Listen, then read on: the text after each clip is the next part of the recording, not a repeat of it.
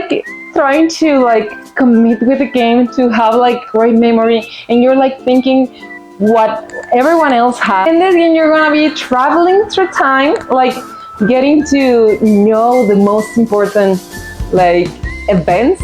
How are you? I hope you're doing great. I feel so different right now from my last video. My hair is way shorter. I don't have any braces, which is amazing because they were like stopping me from like talking my normal. Like I always talk like very fast, and with my braces it was hard to like speak at my normal rate. So I'm so excited and happy. I feel way different and it feels great. And today I'm gonna be doing a video about like if I didn't have any of these games that are like behind me, and if I had to start all over with my board games, where would I start? I have to be completely honest with you. It was hard. Like choosing only 10 from all of the board games that I've tried, it's hard. I was like taking the boxes so I can like talk about them, and I was like, oh my god, but this is also good, and this one is also great. But my list was already filled with games, so maybe I would do a second part of this video, and maybe even a third, because there are a lot of great games that I would love for you to know.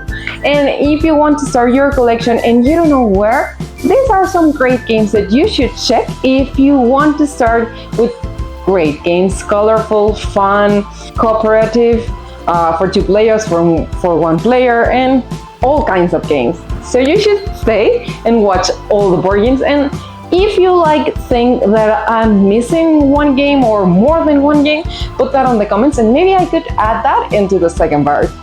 First of all, I'm Elena, best known as Geek in Pink, and I love board games. This is like my life. And I'm best known as the girl with the half face because I always do a picture with my half face on Instagram.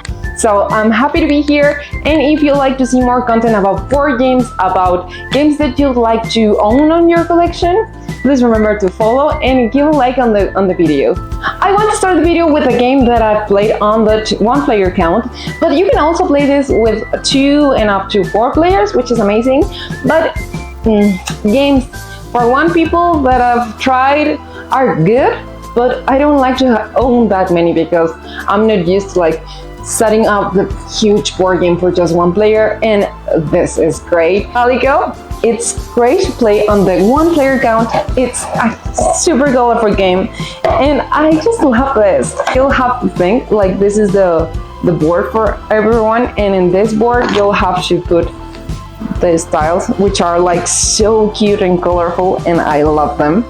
But you'll have to think a lot because it looks like simple, but it's not that simple, because whenever you're putting your tiles, you have to think in the color that you're setting there, and also if it matches something there.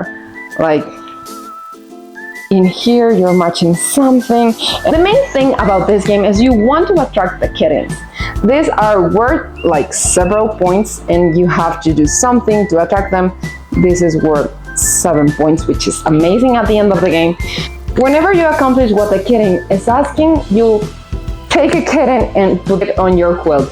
So it's like, it looks kind of simple, but it's nothing simple. It's like your brain is going to be like thinking all the time, like if I take that tile, the color will be like the same color. I also want to accomplish the design and a lot of things. So this, for me, it's a great game. You can play that on the 1 player count.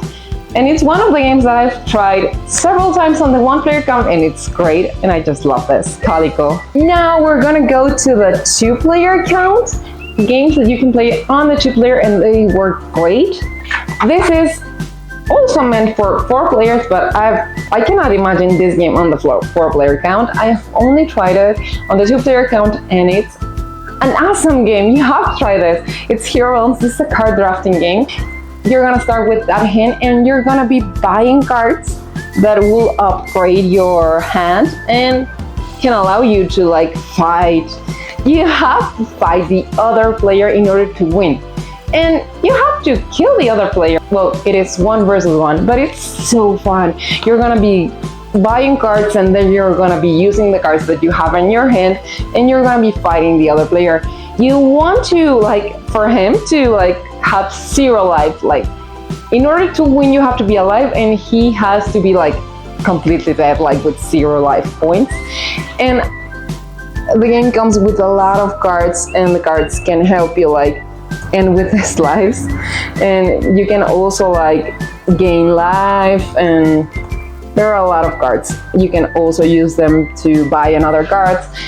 The game is great. I have to be honest with you, in this game I just love it. I love playing it, but I had some angry moments with it, but not with the game, like with the person that I'm playing, because you can get mad because you're like fighting against each other. But I cannot imagine my life without this one here around. Now for a choice that you can play but cooperative, there's Marvel United. It's such a great game, and the components are amazing. You're gonna play with these miniatures. I'm not a painter, so they're like this. That's Captain America. This is Iron Man. Look at this, it's like amazing. And you have to play with your team in order to defeat the bad guy. The game comes with 3 bad guys, and you're like using your cards in order to defeat the bad guy. And the cards, the artwork on the cards are also like great, and you can use them to defeat the bad guys. And if you're looking for something where you're not playing with the other player, or you're not like fighting against the other player, this is such a great game, because you'll play with your team and you have to defeat the bad guy. And also it's Marvel. Who doesn't love Marvel? So this is like a great game that you have to have in your collection. This is Marvel United, an easy game that you can play a lot of times, and it will never be the same. This is like a game that it will always change. This is Ganshon Clever, That's So Clever, or Optimus. In Mexico it's called Optimus, but it's the same. In this game you're gonna be using these sheets and just die, like regular die. But it looks simple, but it's nothing simple, because each time you roll the die, you're gonna choose 3 die, and you're gonna like place them where they belong. Like if you take the purple die, you'll put the number same, but each time you complete, like you get to here, you'll get like a bonus of a yellow space. And if you take like the blue, you'll cross the number. So each time you roll the die, you're gonna be thinking like, if I take the purple, it's a 6, which is a great number, and you have to score a lot of points in order to win. Like in here, it's a game that I've loved, and I also like laminated a couple of cheats, like 4 cheats, and we can play and then erase it and play again, which is amazing. In the game, it's not that hard, because the main player is going to roll the die, and then he or she is going to use 3 of those dice, maybe the yellow, the blue, and the purple. And the rest of the players can use the remaining of the die there, which should be the green or the orange, just one. So you have to think carefully, like from the remaining die, which is like useful for me. And it's great because you can be playing when the other players are playing. Like you're not gonna be like just waiting like this. You're gonna be thinking whenever he takes the die he's gonna use, you can choose one. So you're like thinking, oh my god, I need that one, and it's a great game. For my next choice, you probably know by now that I love this one. This is one of the games where I started my collection. Probably one of the games that started my collection, because I already have games, but they were like from my husband, and this was like the first games that belonged to me, which is amazing. This is Azul, and I just love this game. It's not that hard, but it's also not that simple. You're gonna be taking tiles and putting them on your board, and you want to score a lot of points in order to win.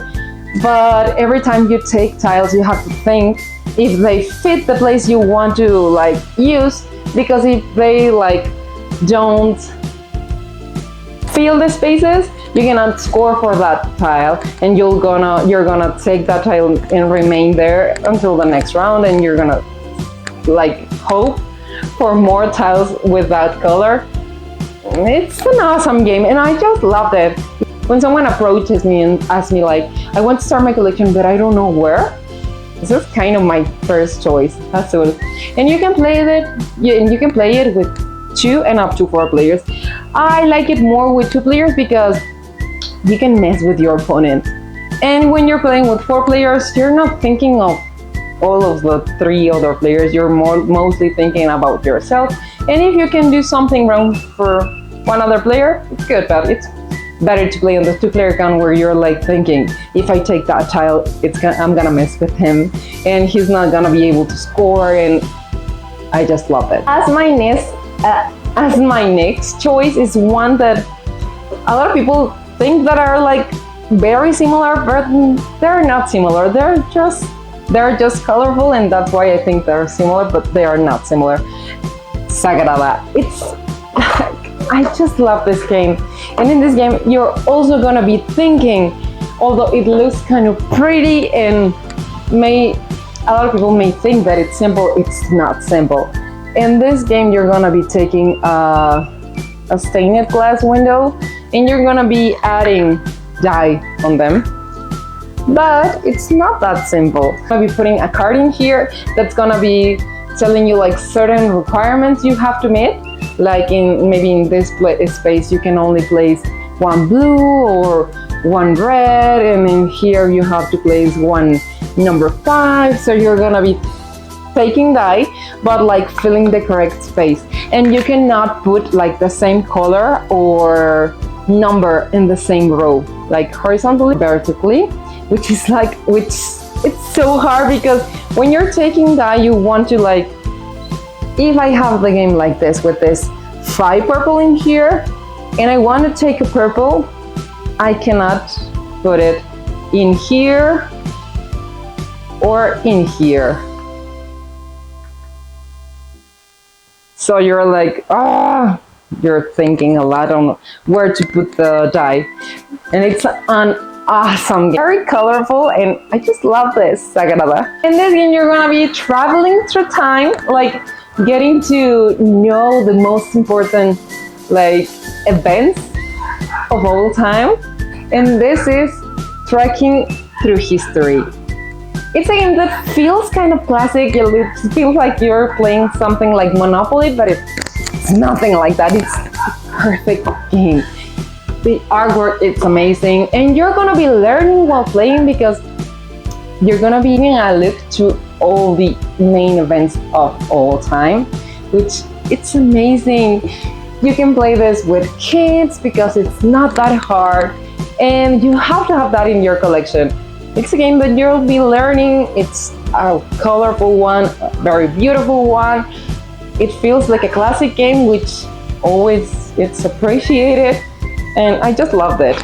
Trekking through history. Now for a game that you can play with a lot of people, you don't have to explain that much when you're playing this one, and it's only about having 2 teams. This is Codenames, and it's a game that you can play with like more than 8 people, which is amazing. And you're gonna be putting like cards in front of everyone, and these cards are gonna have like words, and those words can be like gold, yolk, grass, and a lot of like random words, and you have to find something that connects the words. You have like a card that says which cards your team has to point in order for you to win, like for your team to win. And maybe you can use like this 2 gem, like yolk and gold. You can say maybe yellow 2, and they have to see the words like grass is not yellow. But like people start like random like thinking like, yeah, but grass can be yellow as well, and you're like, no, don't touch that. It's like, yeah, yolk and gold, those are like yellow, the perfect yellow.